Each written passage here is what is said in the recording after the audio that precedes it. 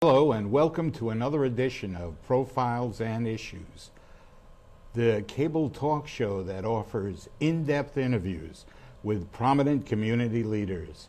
I'm your host, Dennis Rudin.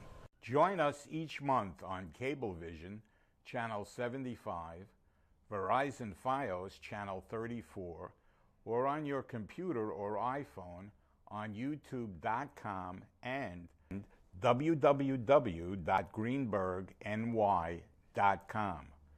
Go to the left-hand green side of the website page and press Public Access TV on demand to view the broadcast right away. We want to make the program interactive with you, the audience, so please email us at profile.issue@yahoo.com. Let us know your opinion about the program and the issues presented. Our topic tonight, the proposed privatization of Westchester County Airport. Will it really help the residents of Westchester?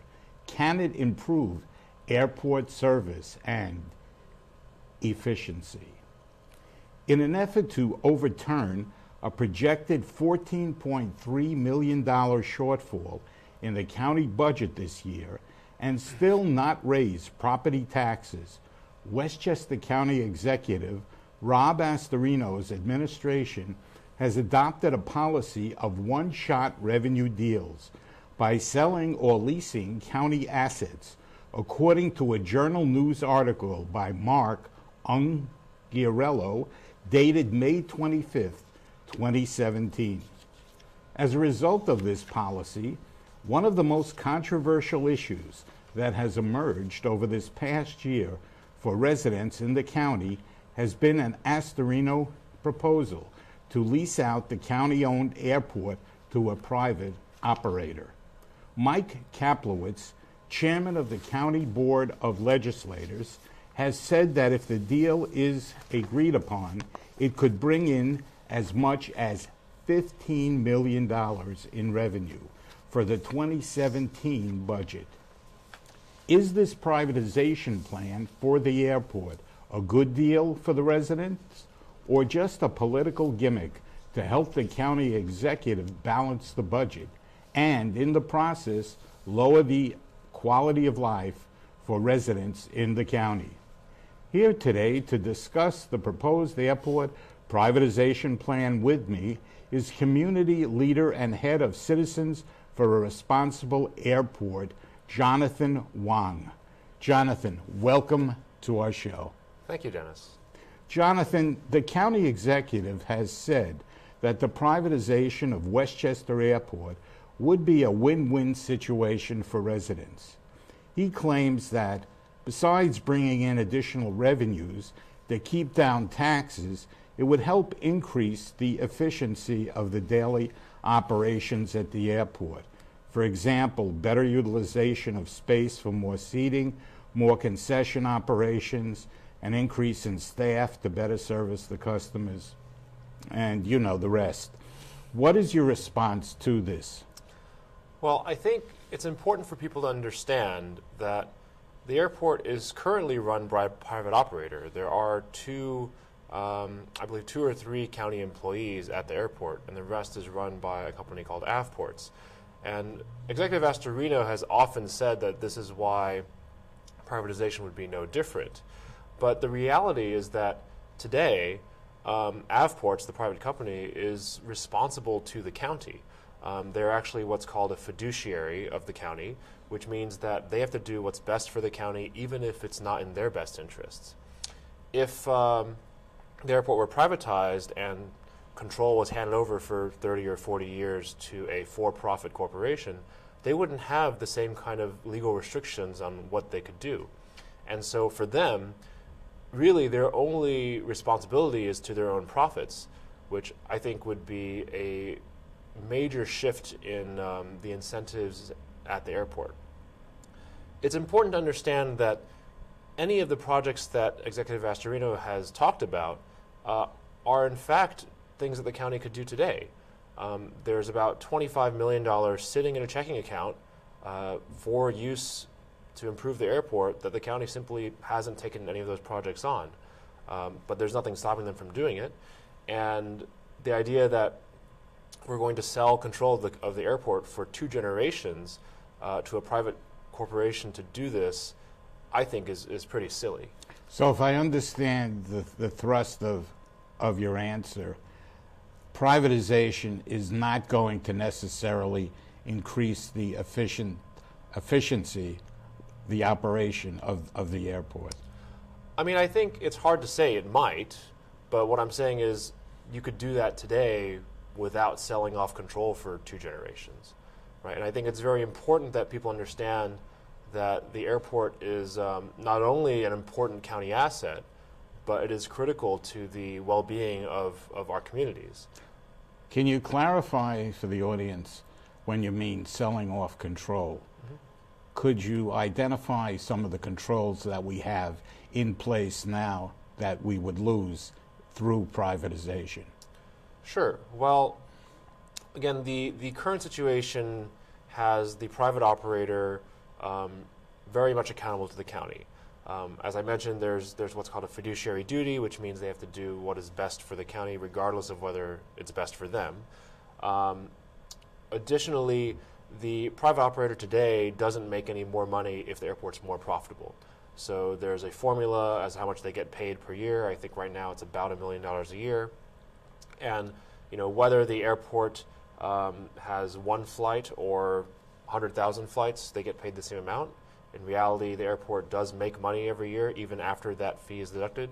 Makes about, in the past, it's made about $5 million a year. Nowadays, it's somewhere between 1 and 5 million, depending on the year. So the incentives right now are such that the airport's operated as a nonprofit, and that's very important because the airport sits next to the Kensico Reservoir, which provides 90% of New York City's water and 85% of Westchester's water. So, we think it's extremely important that whoever is operating the airport not have a motive to cut costs on security or environmental protections in order to make more money for themselves.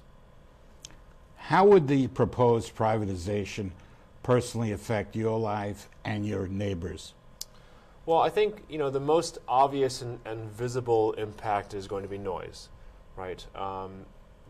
Airports are noisy. That's sort of a fact of life, I guess. But it's really not just people who are in the direct vicinity of the airport. We've talked to people from all over the county, from Yonkers to North Salem, who are all affected by the noise of airplanes coming in and out of the airport. But it's important also to think about the hidden effects. Of course, there's water pollution, or the possibility of water pollution, like I just mentioned, but also air pollution.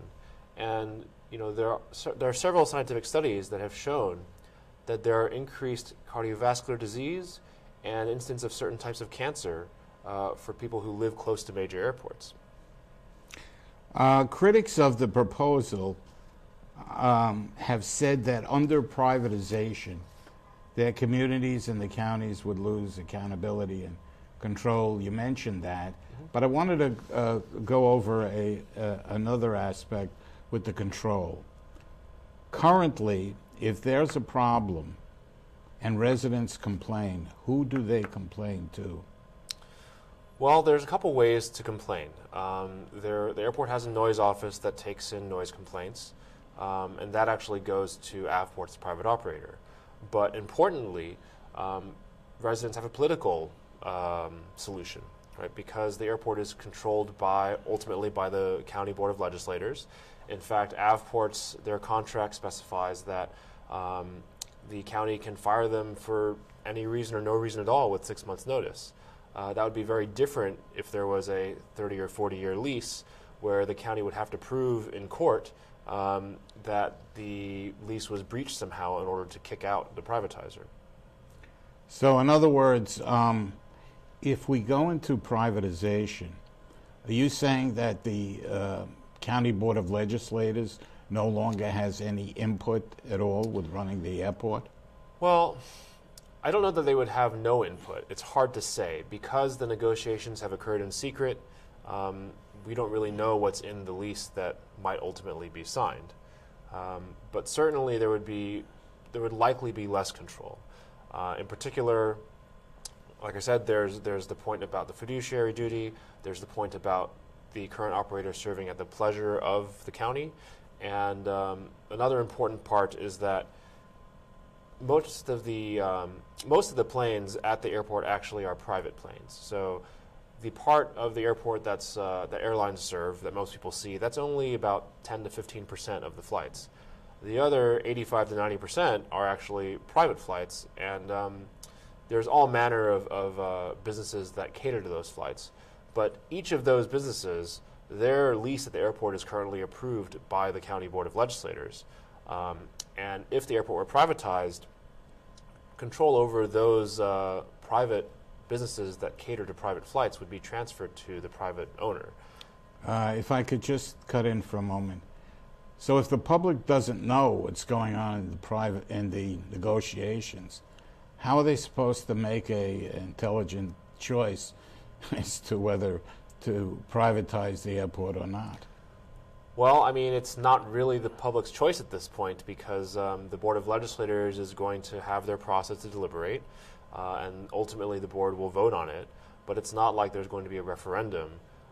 So really, the way that people, the public, can exercise their voice and make themselves heard is to contact their legislators and ask that the deliberations be conducted more publicly, and ask that they vote one way or another on the deal. Okay, so you don't offhand have a phone number, do you, for the County Board of Legislators? We will be flashing it on the screen periodically, and we'll also in the credits. If people want to get in touch with you, is there an email that they can contact you at? There is. So we have a website with our email and our contact information, as well as information on how to reach your representative on the Board of Legislators. That website is crcairport.org. You may have to also call up your county board of legislators, not the county, the place where you're registered to vote, the Board of Elections, because at times it's very confusing. Like here in Greenberg, there are 3 legislators representing different parts of Greenberg, so you may not know who your legislator is. But these are important things that have to be done. Now, you mentioned that the people are a little bit in the dark, the public. One of the things that keeps surfacing in the background, critics of privatization claim that there are provisions in a master plan that the public is not aware of that set the stage for future expansion. True or false? Absolutely true. So the master plan has been something that's been going on in the background for quite some time. The county first embarked on a new master plan in November of 2012.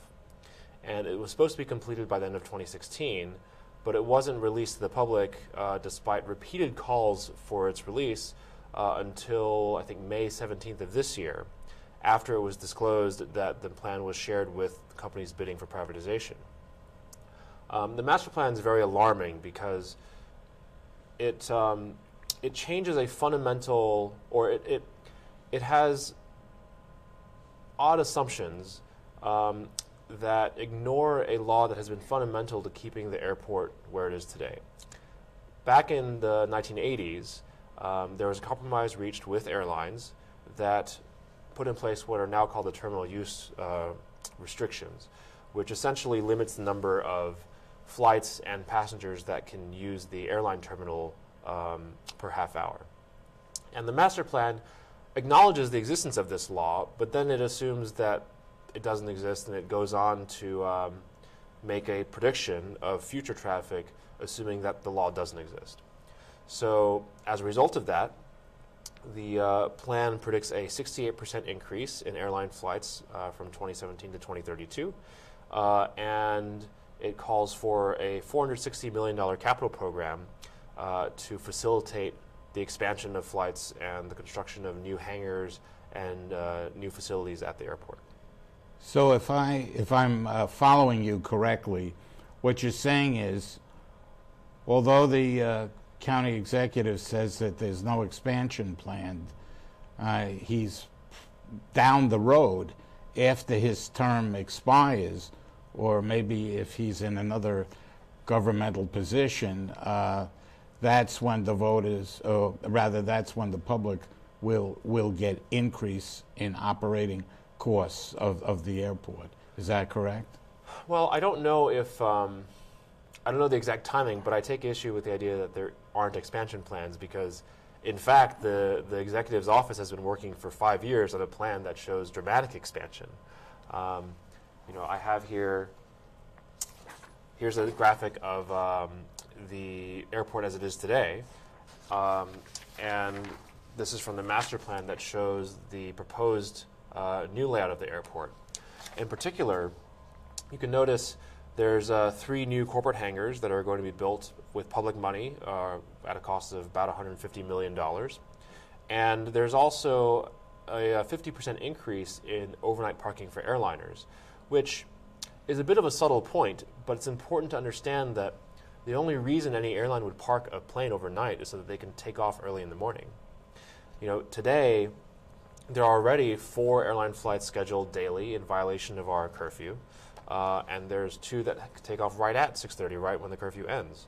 So, we think that the plan is really a blueprint for dramatic expansion of the airport. Would the airport privatization affect owners of private planes who use the airport facilities now?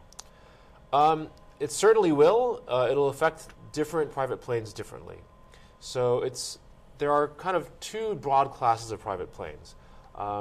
There's the small private planes, which, I am a co-owner of one, and these are kind of like the Cessnas and the little 4-seat, propeller and front planes that you might learn to fly in, or people can afford. They're not super expensive. Like they can be as cheap as $20,000 or $30,000.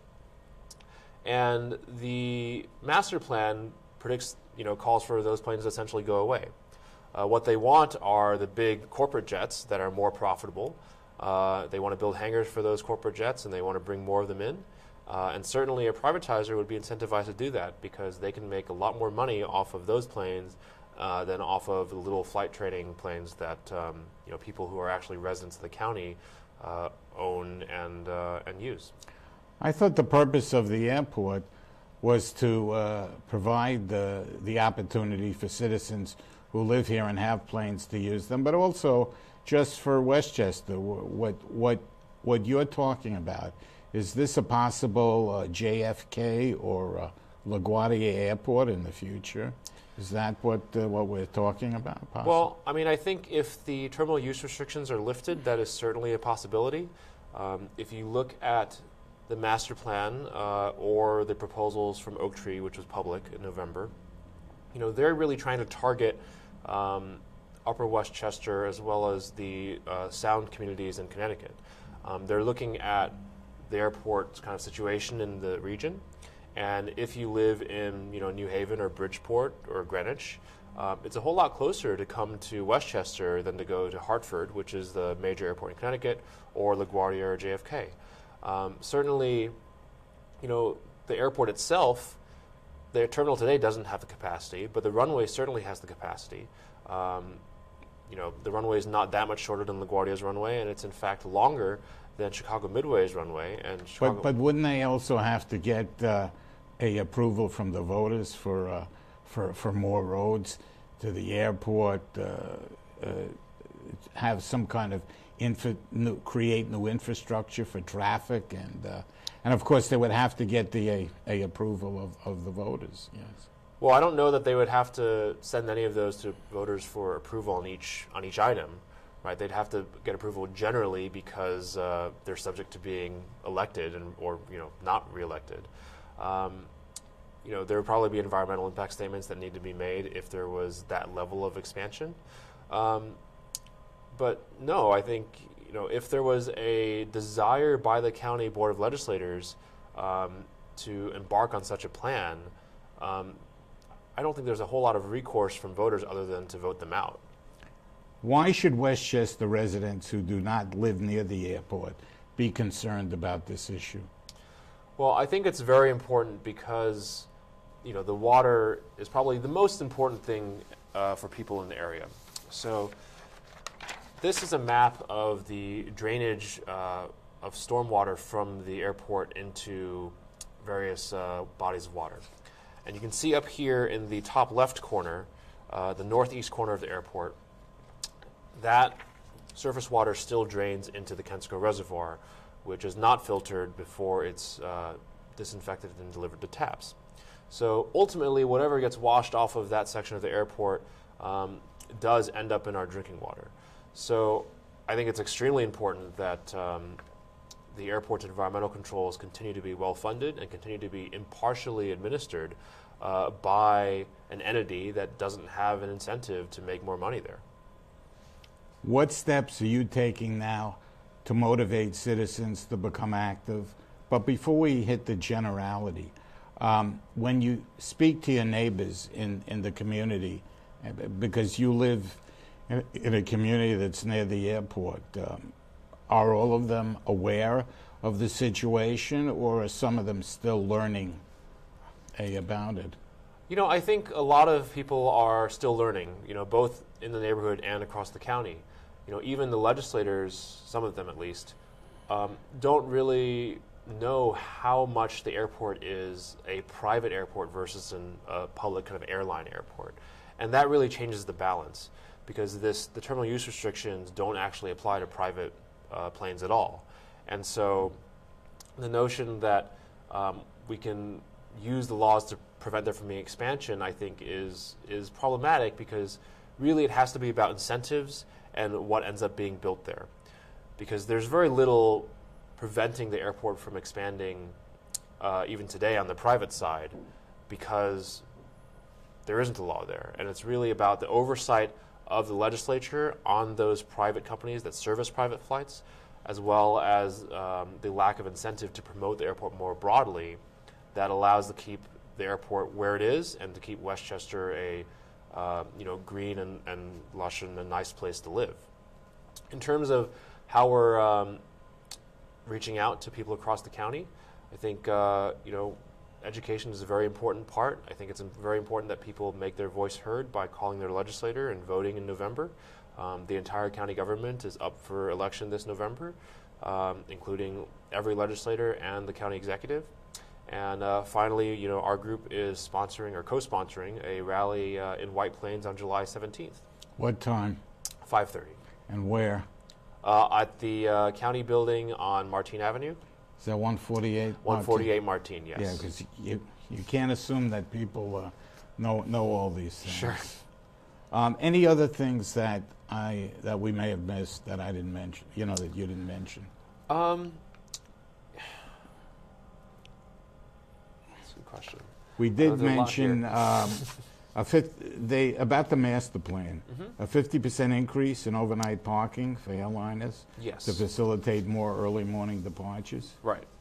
How about, you said, is this true, calls for $153 million in public funds to build and renovate facility for corporate jets? Right. Is that a fact, or is that? That's right. That's right from the master plan. Chapter 7 of the master plan has a long list of their proposed capital projects, and there's probably like 6 or 7 to build and refurbish private jet hangars. All right. Now, if citizens want to contact you directly, is there an email you have set up? Yeah, so our main email box is general@crcairport.org. Again, probably the easiest way is to just go to the website, and it's linked from there. But that will get you to one of us. And the website is crcairport.org. Okay. Anything with Facebook or any of those? We do have a Facebook page. You can search for Citizens for a Citizens for a Responsible County Airport. Now, do you have? How about people that are either retirees or shut-ins or things like that? Do you have, any thing where they can do volunteer work for the organization. Maybe they may not physically get out to do a demonstration, but they're in favor of what you're advocating. They feel threatened and they want to contribute some way, or even make phone calls. Do you have anything set up for that? You know, I think really because this process right now is controlled by the Board of Legislators, the best way for people to get involved is to educate themselves on the issue and then call their legislator, their representative. You know, they need 12 votes out of 17 to pass this. So if they hear that people around the county are opposed, you know, I think they really do want to represent their constituents properly. Okay, that's pretty good. You mentioned about the water and health. Clean air, is that going to have an effect? Also, what we didn't mention, noise. Mm-hmm. Many people that I've come across complain that, well, even earlier than 12 o'clock, let's say even 10 p.m., you know, especially in the winter when their children go to sleep early, that they hear the planes. You know, I would assume that that is still going on, where there are planes between 10 and 6 a.m. in the morning. Sure. Well, unfortunately, federal laws currently prevent local governments from enforcing curfews or noise restrictions. There's been some interesting developments recently because East Hampton, they had passed some laws in 2015 to require curfews and noise restrictions. Those were ultimately struck down by the Circuit Court, and the Supreme Court declined to review their case. But they are now appealing to the federal government to pass a law that will allow them to have those restrictions. And certainly, it's possible that such a law would come into existence, and perhaps with our representatives we could get Westchester as part of that law also, which really speaks to why it's so important not to sell control of the airport for 30 or 40 years. You know, if the county were to do that and a law were to be passed 10, 15, 20 years from now, we wouldn't be able to participate in that because the airport control would have already been sold. Jonathan, I'd like to thank you very much for coming on the show. And I really appreciate, as many members of the Westchester population do, your advocacy and your hard work, and the fact that you also work at a regular job and do this. I mean, this is a lot of extra work, and I really appreciate that as a citizen. My guest has been Jonathan Wang, head of the Citizens for a Responsible Westchester Airport. This is Dennis Rudin saying so long for Profiles and Issues.